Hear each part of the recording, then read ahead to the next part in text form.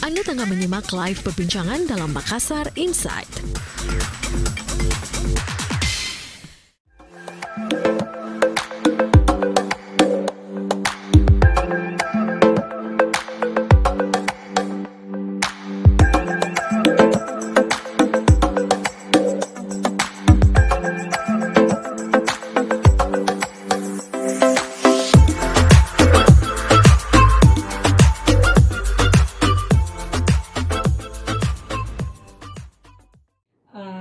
Layakkah Sulawesi Selatan atau Makassar ini menjadi kota layak anak, ya? Dan kami juga mengundang Anda untuk bisa berinteraksi bersama kami di sini untuk line telepon di 833-225, kemudian untuk line SMS atau WhatsApp di 0811461011. Dan untuk pagi hari ini kita sudah bersama dengan narasumber saya yang sangat spesial, yang luar biasa, sudah menyempatkan hadir untuk di studio pagi hari ini.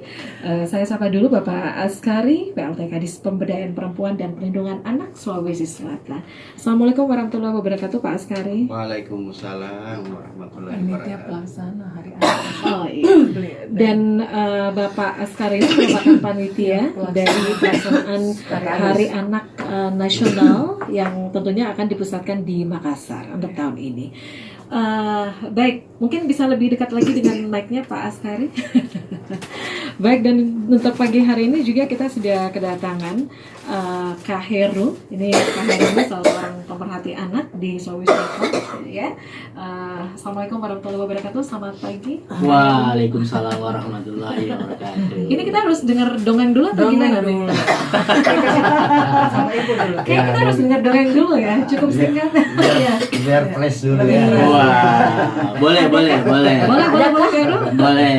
Iya. Jadi mau dongeng Makassar atau dongeng nasional ini?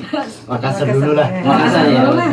Ya, memang anak-anak sekarang tidak tahu dongeng Makassar. Iya.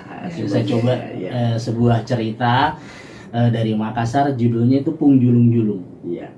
Ya, saya mulai. Dahulu kala Ya. hiduplah 4 orang bersaudara. Yang pertama bernama Ikasa, Iya. yang kedua Irewa, Dewa. yang ketiga Igasing, Igasing dan yang paling terakhir Ibarani. di Baran. Mereka berempat tinggal di sebuah pantai pesisir di kota Makassar. Setiap hari keempat saudara itu mencari ikan di laut. Iya. Suatu ketika mereka berempat sedang mencari ikan Ikan di apa laut, ini Pak? Ikan apa? ikan sembaring Pak. nanti ditanya Pak Jokowi. Tanya apa ikan apa? Namanya Nanti dapat ikan Pak. sepeda. Dapat sepeda. Coba sepeda lagi. Dongeng modern jadinya nanti. Ketika sedang mencari ikan, Ikasa, Irewa, Ikasa mendapatkan ikan yang besar-besar. Iya. Sedangkan Ibarani, adik yang paling kecil, Iya. ikannya kecil. Kecil. Ibarani bertanya pada kakaknya, Reng, bisa ku bawa pulang ini ikan kecilku? Kenapa ku bawa pulang Ibarani? Kita itu nelayan, tiap hari cari ikan, buang saja ikan kecilku. Cari ikan besar. Aku mau ikan yang kecil aku pelihara, bentuknya unik, Neng. Pelihara kok. Akhirnya Ibarani memelihara ikan. Ikannya bentuknya unik, Pak. Iya. Sisiknya tidak ada. Iya. Kemudian suka melompat-lompat dia. Karena suka melompat-lompat, Ibarani menamakan ikan itu ikan julung-julung. Dulu. Dipelihara di sebuah tempat yang kecil. Iya. Kemudian pada suatu malam Ibarani bermimpi. Dia didatangi oleh seekor ikan yang sangat besar. Besar ya. Ikan itu berkata kepada Ibarani dalam mimpinya, Iya. "Hai Ibarani, ini. Iya. Aku ini ikan julung-julung. Aku suka makan nasi dengan kadal bakar." Iya. Ibarani terbangun. Iya. Dia tidak yakin, betul nggak ikan julung-julung suka makan nasi dengan kadal bakar? Dicoba pagi-pagi dia cari mie itu kadal. Kadal ya. Sama ayam namanya Ibuleng ayamnya. Iya. Ibuleng tangkap kadal, Ibarani ambil, dibakar, dipotong-potong, dicampur dengan nasi, diberikan kepada ikan kecilnya tadi Kecilnya. julung-julung. Ah. Apa yang terjadi? Iya. Tiba-tiba ikannya bertambah besar. Besar ya. Saking besarnya, wadahnya tidak muat. Ibarani kemudian mengembalikan julung-julung ke lautan. Iya. Ternyata julung-julung itu punya balas budi kepada Ibarani. Baran. Setiap hari julung-julung membawakan ikan yang sangat banyak diberikan kepada Ibarani. Iya. Supaya Ibarani, ikannya itu datang kepada Ibarani. Ibarani punya cara memanggil julung-julung itu supaya datang, muncul dari lautan. Dia bernyanyi. Iya. Lagunya seperti ini. Suara gue agak gelap ya. Lagu memanggil julung-julung. Pak Askari jangan terus. Oke, lagunya seperti ini. Iya. Mungkin Pak Askari tahu. Pung julung julung, maka naik mako Waduh main. banget. Pino dan Deknu, lebak langga pada Leknu. Mendengar lagu itu, Pung Julung-Julung muncul dari laut. Dia banyak membawa ikan-ikan kepada Ibarani. Tapi ketiga kakaknya menjadi iri. Ikasa bilang, kita tangkap saja itu julung-julung. Julung-julung. Jangan kasih kepada Ibarani. Ih, kita tahu caranya tangkap pakai daeng. Iya. Kata Igasing, ku tahu, begini caranya tangkap. Ikasa kemudian coba panggil ikan julung-julung. Iya, iya. Dia tidak tahu Pak caranya panggil. Dia pakai versinya sendiri. Woi julung-julung, Iya. Datang. makanannya mau kau main. Tino dan Denu lewat langga pada Leknu. Muncul nggak julung-julung dipanggil seperti itu? Ternyata Tidak muncul karena salah Iya, kita. salah. Harus ternyata.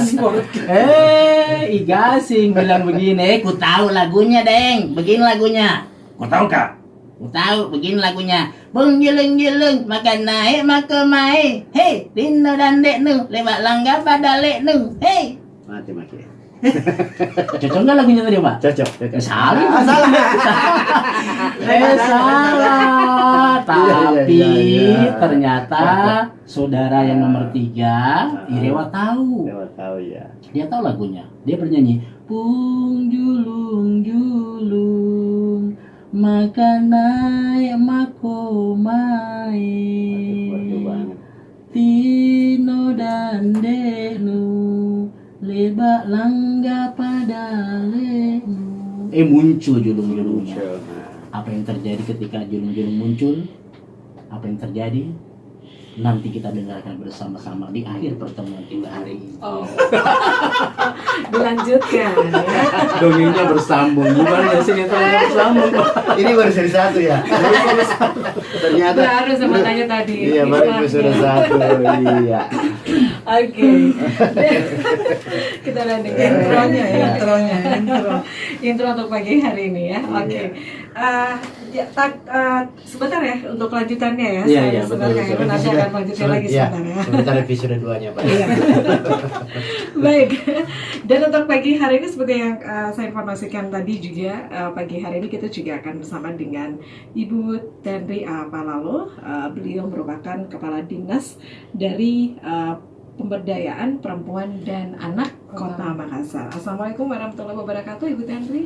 Waalaikumsalam warahmatullahi wabarakatuh. Ibu bisa lebih dekat lagi dengan mic-nya. Kecil. Waalaikumsalam warahmatullahi wabarakatuh. Baik, sekali saudara, sebelum kita berbincang lebih banyak lagi, mungkin saya langsung aja ke Pak Askari.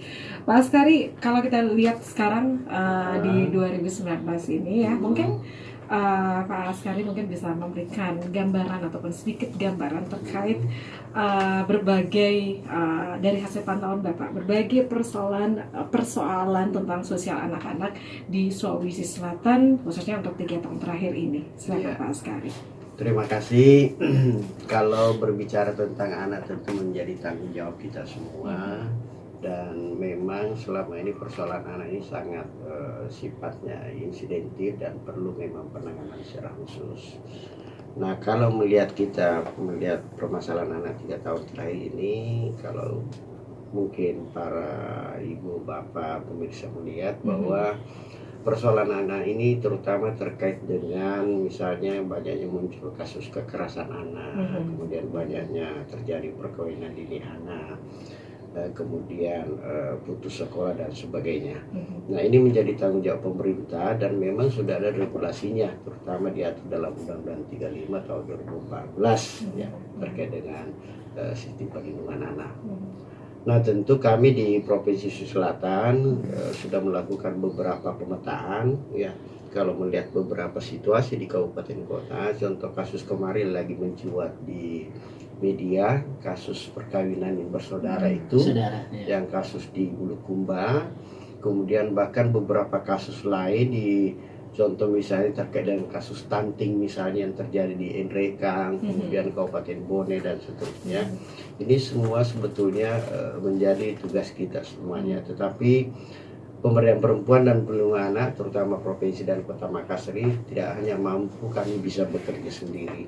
Tentu keterlibatan semua pihak ya menjadi tugas semuanya di dalam rangka bagaimana memenuhi hak-hak anaknya.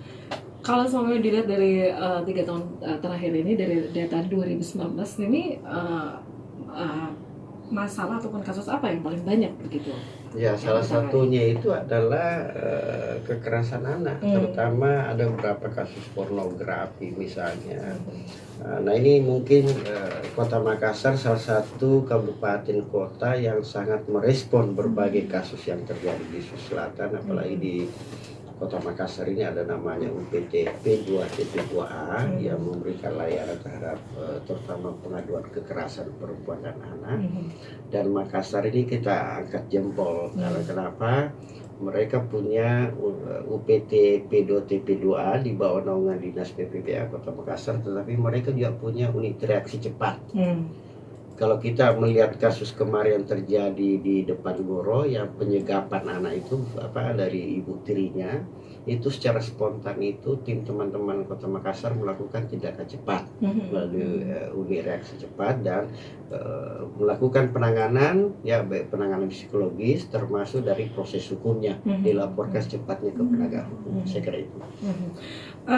Kalau semuanya tadi ya untuk kasus kekerasan anak, kemudian untuk anak-anak yang putus sekolah sendiri bagaimana Pak untuk datanya untuk saat ini? Ya, ini sebetulnya menjadi tugas kita juga dan insya Allah tahun 2020 juga ini kita coba melakukan pemetaan di 24 kabupaten ini karena banyak sekali mungkin yang bisa kita jangkau, terutama yang rentan dengan kemiskinan, keluarga-keluarga yang rentan dengan kemiskinan. Tentu mereka apalagi akses ke sarana atau ke sekolah sangat susah, sudah tinggal di daerah marginal.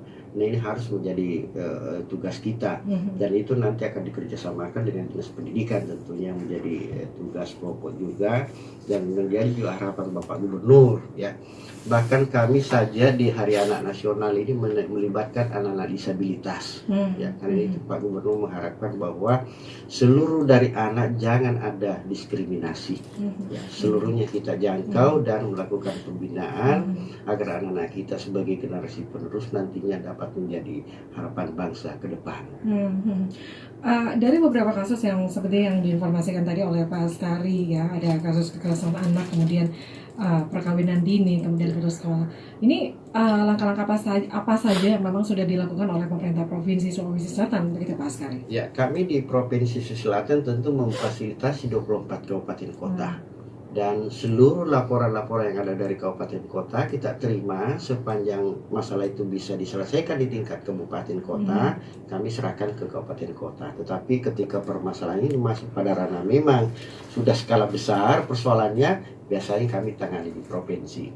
Nah, yang jadi persoalan selama ini kita berharap bahwa seluruh unsur yang terlibat di dalam penanganan kasus kekerasan anak, misalnya dari pelecehan seksual, misalnya kekerasan fisik, psikis dan sebagainya, kita berharap Dinas Pemberdayaan Perempuan ini baik dari kita sendiri, internal kita maupun dari kepolisian atau unsur penegak hukum lain, kami berharap agar dilakukan betul-betul penanganan secara serius. Kenapa kekerasan anak ini masih sering muncul? Karena kita tidak lakukan efek jerah terhadap pelaku. Ini yang kadang-kadang menjadi persoalan.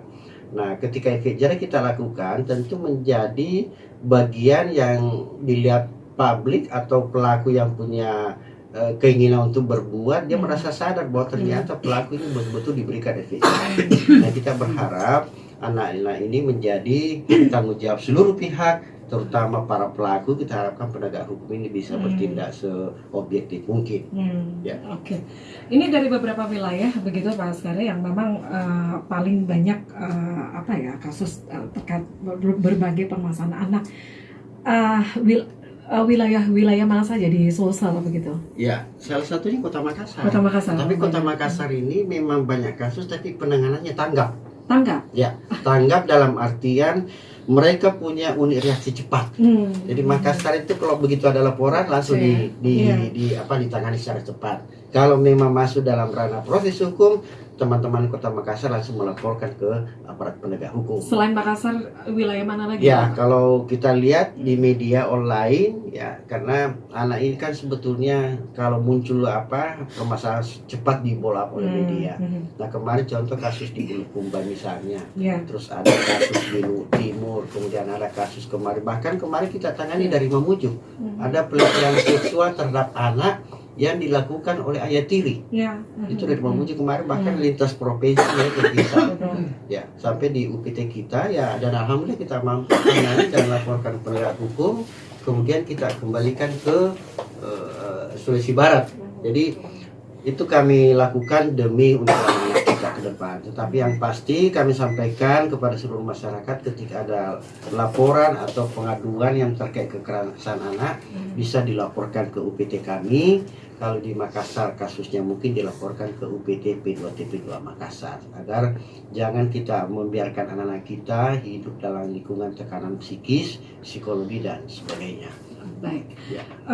Saya ke Ibu Andi Chandri ya. Ibu. Baik.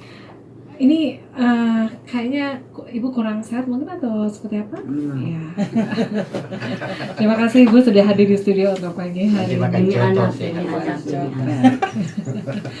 Ibu, seperti yang diinformasikan oleh Pak Askari tadi ya, ini berbagai persoalan sosial anak-anak di Sulsel ini, terutama untuk sektor tumbuh kembang anak di lingkungan pendidikan hingga pemenuhan hak anak-anak lainnya begitu. Nah kalau di Kota Makassar sendiri seperti apa itu Ibu? Kalau di Makassar itu kami bukan OPTD ya, kami masih bagian dari dengan ini P2TP2 itu masih bagian dari DPPA Kota Makassar, kemudian dia bernaungnya di bidang perlindungan perempuan dan anak. Sampai hari ini kita belum UPTD, mungkin dalam proses atau kami belum memilih UPTD Pak Kadisia, karena kita masih dalam proses mencari bentuk untuk kepentingan terbaik untuk anak. Perlu saya jelaskan, jaringan kami sekarang ada 11, saya kira jaringan ada 11, kemudian seluruh SKPD. Yang bagus itu sekarang orang semua sudah melek, sudah paham bahwa itu anak-anak perlu dilindungi. Tidak lagi bergerak, anak-anak itu haknya kita. Mau sekolah kita yang tentukan, uangnya kita. Masa ada anak-anak mau mengatur kita? Itu orang berpendapat, tak boleh, itu anak-anak tidak boleh dia mengatur. Padahal itu pandangan Toriolo, itu pandangan masa depan. Itu anak-anak dibiarkan berkreasi, tumbuh merdeka, menentukan sesuai pilihannya. Nah, dari fakta-fakta ini ternyata memang kami menemukan banyak kebahagiaan-kebahagiaan baru, dan sisi lainnya ada juga terburuknya. Ada juga misalnya begini, karena anak-anaknya terlalu merdeka sehingga lupa menghargai kemerdekaan yang dikasih, dianggap cenderung kurang sopan. Terus kalau dari lain, dia bisa melawan gurunya. Bukan melawan guru, sebenarnya sih anak-anak ini bisa menyampaikan pandangannya. Jadi kemudian ada yang keliru juga mungkin, bahwa anak ini di sekolah tidak bisa di sekolah, memang nakal sekali Bu, jadi terpaksa kami pindahkan. Enak aja pindah-pindahkan anak-anak. Sekarang kok pindahkan kemana? Nah itu banyak yang harus dirubah. Anak itu kalau bermasalah tidak boleh dipindah. Tugasnya kami ini, tugasnya orang tua ini membuat anak ini tidak bermasalah. Jadi jadi kelebihannya sekarang ini, kemajuannya itu dari layakkah, kelayakan menjadi disebut sebuah kota untuk layak anak. Nah, kelayakan sebuah kota itu disebut menjadi layak anak. Apa yang poin-poin yang secara khusus ada 320 indikator. Kalau provinsi itu kelayakannya dia tergantung pada kabupaten kotanya. Misalnya kami ada 20 berapa Pak? 24 indikator. 24 berapa kabupaten kota? 24 kabupaten juga. 24 kabupaten kota. Kalian punya 24 kabupaten kota. Kalau 24 kabupaten kota itu baru hanya 3 yang dapat penghargaan, berarti provinsi belum layak. Tapi kalau 24 itu sekarang sudah 17 atau 18, berarti dia bisa disebut provinsi layak anak. Nah, bagaimana menjadi kota layak anak? Kota layak anak itu indikatornya ada 320 dengan 6 klaster. Ada namanya, ada klaster kelembagaan, hak sipil, macam-macam. Pendidikan terbaik untuk anak, pemanfaatan waktu luang, terus ada perlindungan. Nah, semua 1 sampai 4 itu kalau bagus tidak perlu ada perlindungan.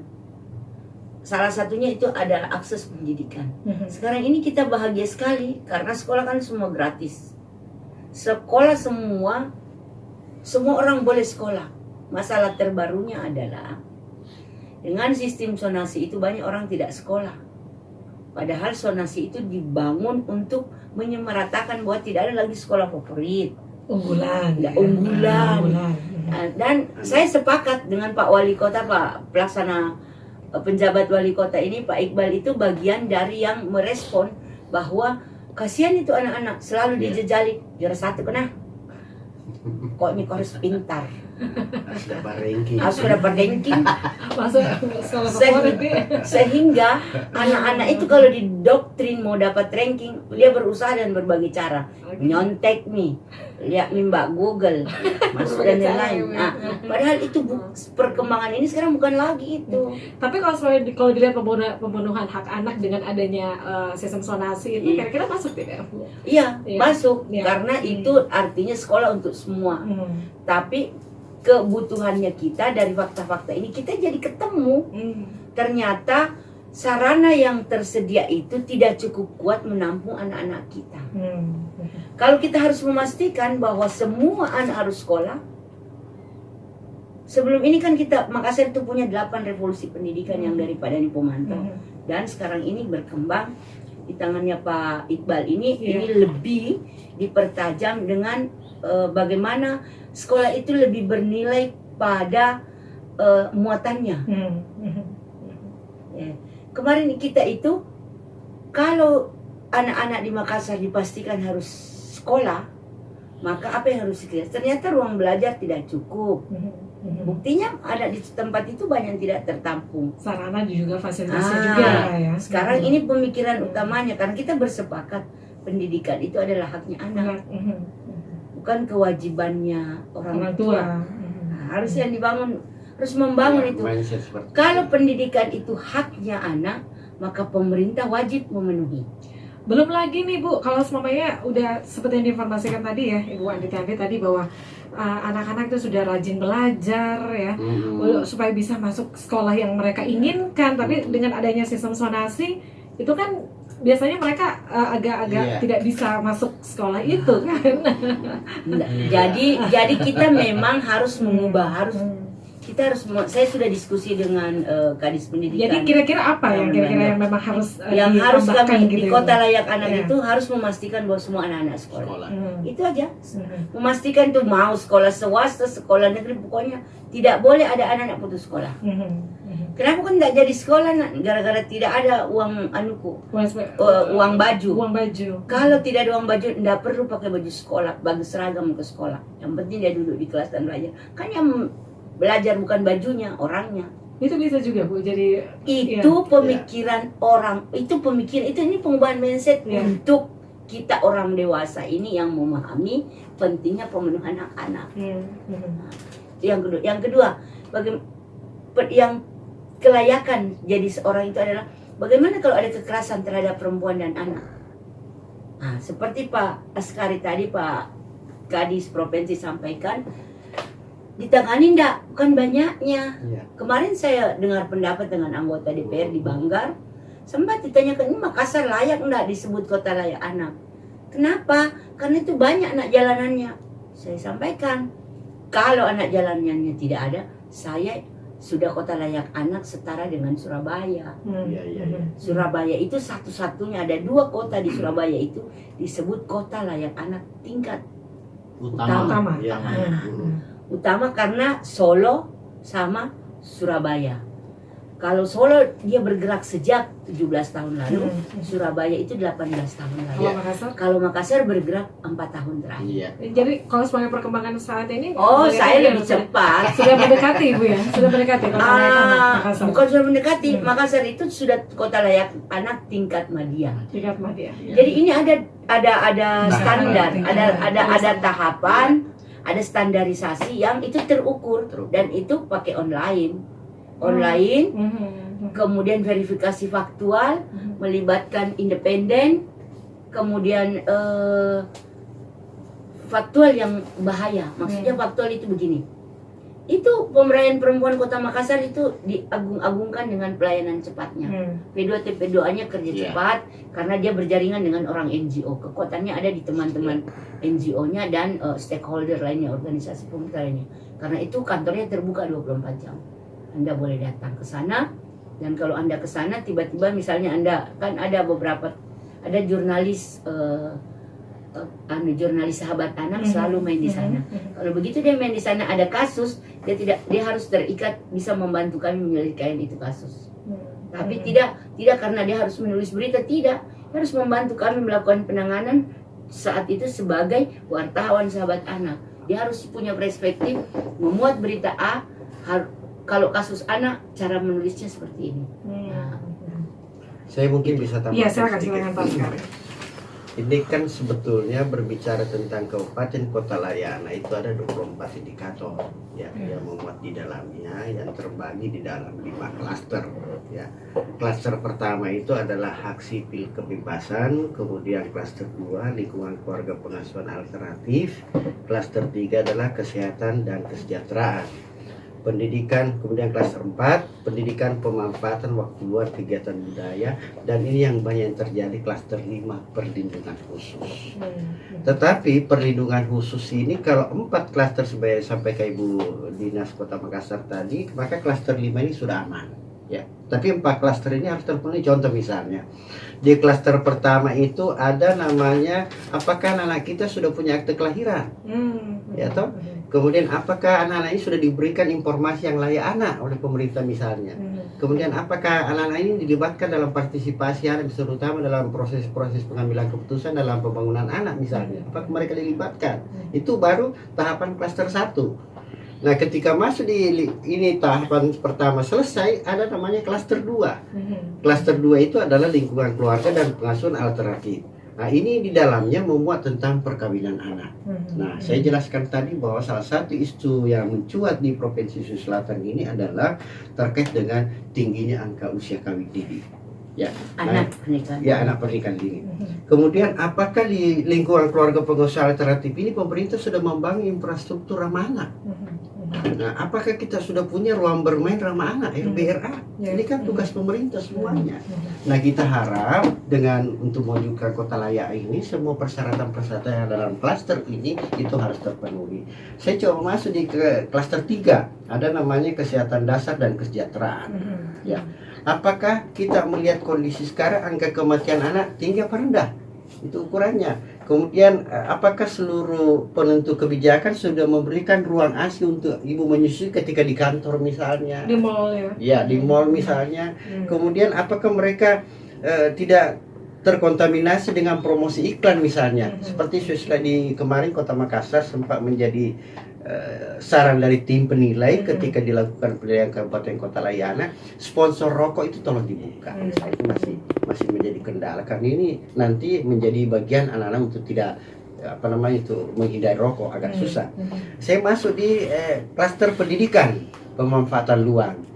Kita berharap bahwa sekolah itu semua terwujud sekolah ramah anak.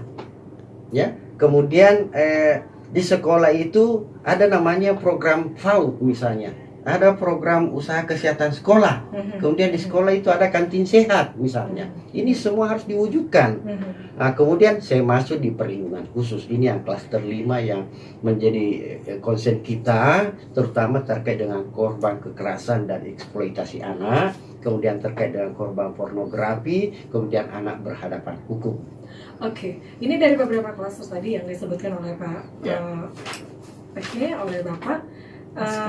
Pak Askari ini nantinya akan dibahas di satu forum tertentu atau seperti apa Pak untuk dalam rangka Makassar ini menjadi tuan rumah Hari Anak Nasional? Saya kira solusinya untuk Sulawesi Selatan ini Makassar sudah tidak diragukan lagi. Apalagi Bu Kadisnya kan gesit ya. Yang kedua dukungan Pemkot kuat. Anda Dan wali kotanya dong. Pemkot sangat kuat ya. Salah satu saja Pak Wali ini sampai kita adakan Hari Anak Nasional bukan mendukungnya Pak Wali ya. Bahkan untuk penutupan festival Forum Anak Nasional saja itu ranahnya Kota Makassar yang insya Allah dilaksanakan di BT Amsterdam, dan itu adalah Pak Wali yang langsung perintahkan. Jadi beliau sangat konsen dengan persoalan anak ini. Anda tengah menyimak live perbincangan dalam Makassar Insight. Dari hak-hak anak sebenarnya diungkapkan oleh Pak Askari, kemudian Ibu Andi Tendri Palalu tadi, menurut Anda sendiri bagaimana yang memang langsung bersentuhan dengan anak-anak? Silakan Kak Heru. Ya, saya akan mengawali dengan lagu lagi Pak. Saya ingat ya, karena tahun 2011 saya mendampingi anak saya ikut forum anak di Jakarta, di Lembang waktu itu. Ya. Kemudian panitianya suka bernyanyi 10 hak anak. 10 hak anak yang harus dijaga. Bermain pendidikan. Gembira pendidikan Oh, ganti ya? dan kesehatan. Nama kebangsaan, makanan kesehatan, rekreasi kesamaan, peran dalam pembangunan. Jadi poin pertama adalah bermain gembira. Jadi hak anak itu yang pertama. Jadi sebenarnya konsep utama pendidikan itulah anak-anak harus gembira dulu, bermain dulu. Sekolah urusan kedua itu. Iya. Dia tidak akan mau datang ke sekolah kalau hatinya nggak gembira. Iya. Kalau hatinya seneng, hatinya enak, sekolahnya lancar. Belajarnya. Makanya poin pertama dari 10 hak anak adalah gembira atau bermain. Belajarnya enak. Iya.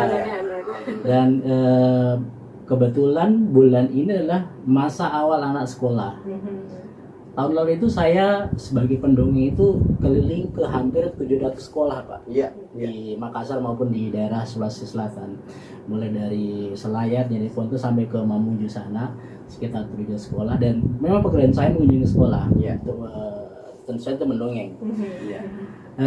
Melihat perkembangan Kota Makassar dari 4 tahun terakhir ini, Ibu Andi Tendri, saya sangat bangga. Ternyata kami sebagai komunitas dongeng itu difasilitasi juga oleh Pemkot Makassar dalam bentuk dongkel. Dongeng keliling. Itu salah satu. Betul. Jadi salah satu program inovasi inovasi di Makassar yang dikolaborasikan antara komunitas pendongeng dari Rumah Dongeng, kemudian dari Dinas Perpustakaan Kota Makassar. Itu namanya dongkel. Dongkel itu dongeng keliling. Setiap hari kami itu keliling ke 3 sekolah. Mulai dari PAUD, SD sampai SMP. Jadi ada sekitar 30 pendongeng yang dikerahkan ini ya. Pakai armada perpustakaan Pak. Kemudian kami harus mendongeng atau membacakan cerita untuk anak-anak. Dalam kegiatan tersebut ternyata anak-anak seneng gitu loh. Ternyata kebutuhan mereka untuk mendengar cerita itu sangat jarang didapat mereka baik di rumah maupun di sekolah. Ini berapa persen perubahan yang didapatkan kalau semuanya pendekatan ataupun apa ya untuk pendekatan ke anak dengan cara mendongeng itu apa ya berapa persen perubahan perilakunya gitu? Belum penelitian. Kalau perubahan perilaku tidak sekejap itu. Karakter Ada proses. Iya, karena perubahan perilaku itu istilahnya adalah mendidik itu bukan mendadak. Mendidik itu perlu proses. Tetapi bukan perubahan perilaku, tapi perubahan minat. Minatnya apa? Anak tidak suka membaca, ketika dengar dongeng dia akan suka membaca. Itu perubahan minat, bukan perubahan perilaku. Kalau perilaku amat susah.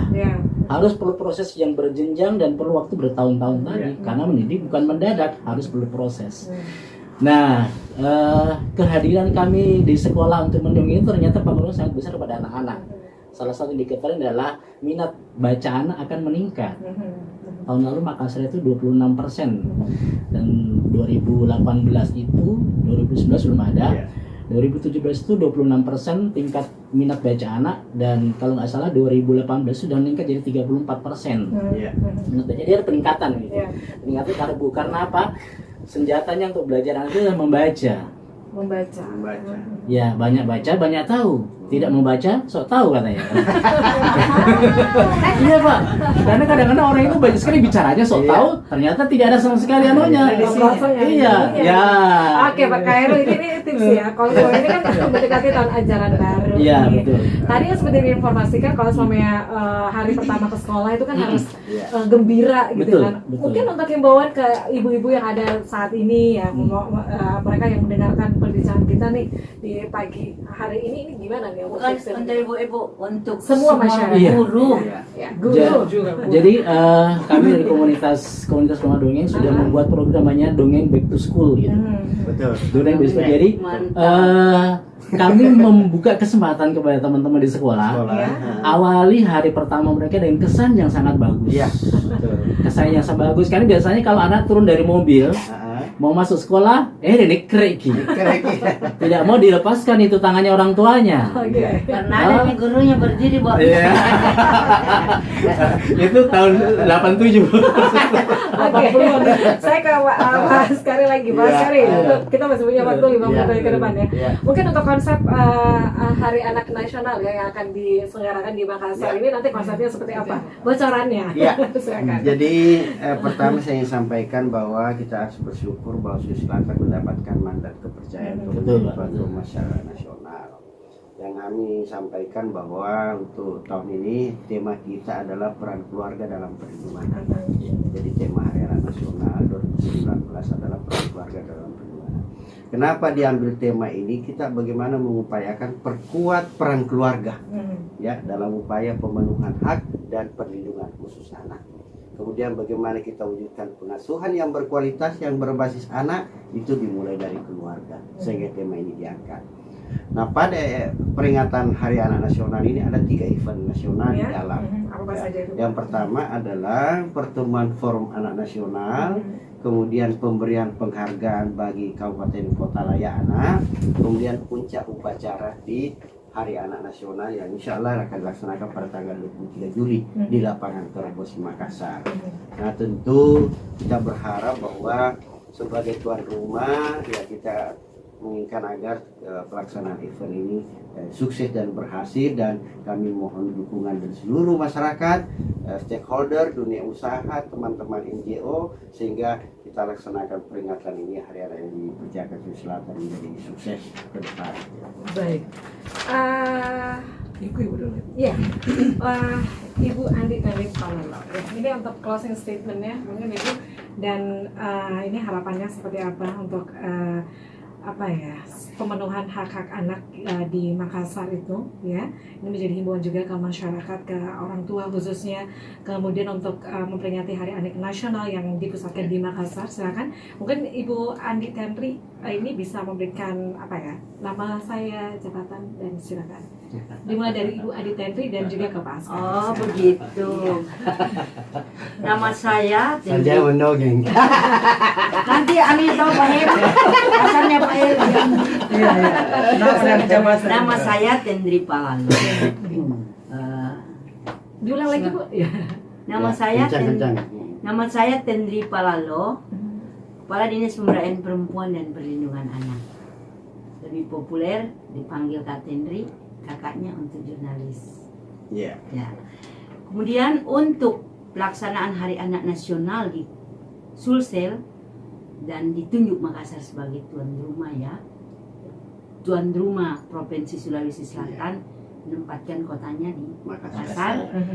Wali Kota Makassar mendukung penuh kegiatan ini dan bukti dukungan kami dipercayakan sebagai tuan rumah penutupan Forum Anak Nasional yang dihadiri oleh anak-anak se-Nusantara seluruh Indonesia, dan pada malam itu mereka menggunakan baju adat masing-masing dan dihadiri oleh Menteri Ibu Menteri Pemberdayaan Perempuan dan Perlindungan Anak Yohana YMC, Prof. Yohana, kemudian Menteri akan Keluarga. dihadiri Menteri Keluarga Tenaga Kerja dan Tenaga Kerja Turki. dari Turki. Turki. Ya. Turki, kemudian insya Allah Bapak Gubernur menyiapkan waktunya khusus dari 19 sampai 23, begitu juga dengan Wali Kota Makassar Ya. dari 19 sampai 23, karena hari itu akan berkumpul Semua anak kita. Bupati, Wali Wali Kota Kota se-Indonesia se-Indonesia Hmm. yang memenuhi syarat mendapatkan mendapatkan penghargaan. kota layak Layak anak. anak. Jadi Pak Askari ini akan jadi bintang deh. Himbauannya ke masyarakat. Himbauannya kepada masyarakat, Ibu. Himbauan- Dan juga harapannya seperti apa? Himbauan saya kepada masyarakat, mari kita jaga anak. Anak itu ada 3 jenis. Anak karena biologis, dia lahir dari rahim kita.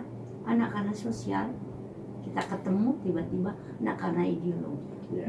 Kalau ini kita bisa bangun dan selalu memposisikan itu anak kita, tidak akan ada laki-laki Ya. yang alat kelaminnya berdiri kalau melihat anak-anak.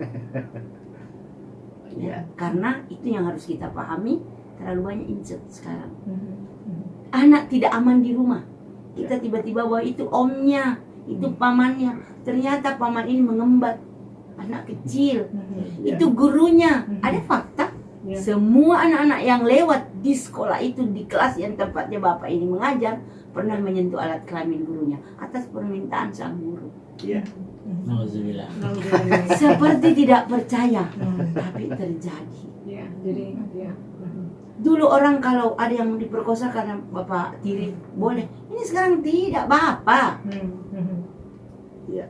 Adakah? Ada. Di mana tidak usah dibilang, karena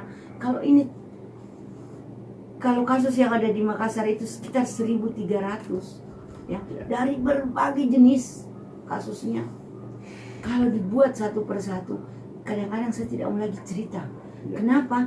Karena ini harus bismillahirrahmanirrahim, niatnya yang baik. Karena ini sampean kita membuka aib. Tapi tidak bisa, ini tidak dicerita. Karena ini harus jadi pengalaman untuk kita. Ya, Yang jadi penting buruk. untuk jadi penting untuk kita menjaga anak, Kak. Penting sangat. Ini Ya. kebutuhan. Sekarang kita bertanya, nilai apakah yang rusak ini, Ya. Pak Heru? Baik. Sampaikan di dongeng. Oke, kita closing statement mungkin 1 menit saja, Kak Heru. 1 menit saja, Kak Heru. Bapak dulu baru Askari, dong, Askari. silakan Pak Askari Askari, dulu, ya. silakan. Ya. Namanya. Ya, jadi nama saya Dr. Andes Askari MSI, masih status pelaksana tugas Kepala Dinas Pemberdayaan Perlindungan Anak Provinsi Selatan. Kami sudah hampir setahun pelaksana tugas. Jadi Pak Heru kalau bahasa Bugisnya pejabat langsung tudang. Oh, Oke. Kalau bahasa Arabnya pejabat lillahi ta'ala. Allahu Baik. Akbar. Allah. Jadi Baik, Pak Askari semua silakan ya. himbauannya ya. Jadi begini, sebetulnya berbicara tentang pemenuhan hak anak itu ada 4 prinsip Iya. dasar.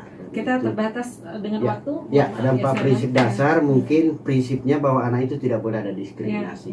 Ya. Kemudian yang kedua, apa yang terbaik untuk anak, Mhm. itu yang kita perhatikan. Kemudian terkait dengan kelangsungan hidup anak itu sendiri dan menghargai pendapat anak. Itu Baik. 4 prinsip dasar. Saya kira itu. Iya, baik. Terima kasih. Harapannya Pak Askari?